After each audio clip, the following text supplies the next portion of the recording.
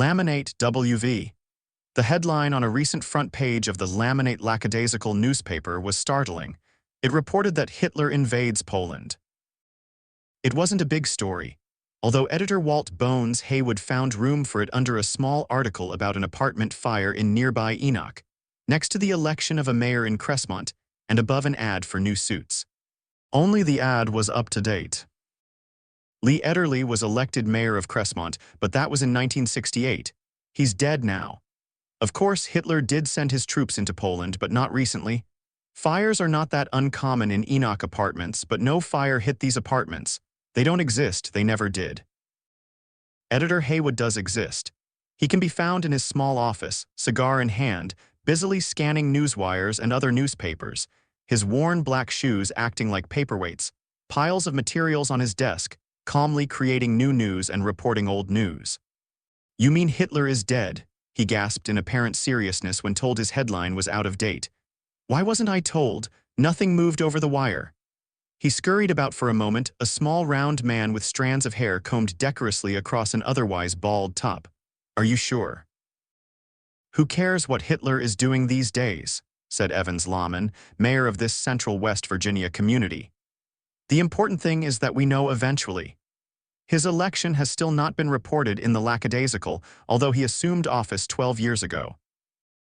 "News is a state of mind," added Councilman Wendell Zachary Rockmont. "We are doing all right with whatever Haywood reports, whenever he finds the room to report it." Haywood 51 is philosophical. "The problem is advertising," he explained in a hushed tone. "There are only a few small companies in Laminate, itself isolated amid the Appalachian Mountains. As a result, the newspaper never makes much money," he said, "certainly not enough to purchase space for all of the stories that should run." "I have to pick and choose," Haywood said. "What about stories about fires in apartment houses that don't exist?" "Filler," said Haywood. "No one here ever goes to Enoch much anyway, so no one cares, and no one in Enoch reads my paper." The lackadaisical has been following its erratic course since its founding in 1875, 1876, or 1910. No one is sure of the exact date, and the early copies are missing. Haywood said he burned them to keep warm during a late spring frost some years ago. But he said proudly that he did save some of the stories for later use.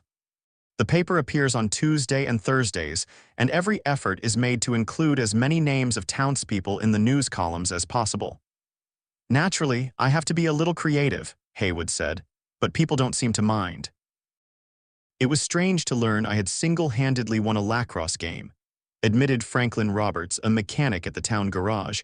"I've never heard of lacrosse, but after friends started congratulating me, I thought it was nice. I started reading up on it and bought me a cesta. If any lacrosse team ever comes through here, I'll be ready." "What do we need news for anyway?" asked Mayor Elderly. "Plays games with your mind. You know what I mean. With the lackadaisical, you can read it, learn something, and not worry at the same time. Not even the weather report is accurate. This Thursday in early August was warm with temperatures hitting the low 80 under clear skies. The lackadaisical reported that the day should be overcast, rain likely with temperatures in the 40. Snow was predicted for the coming week.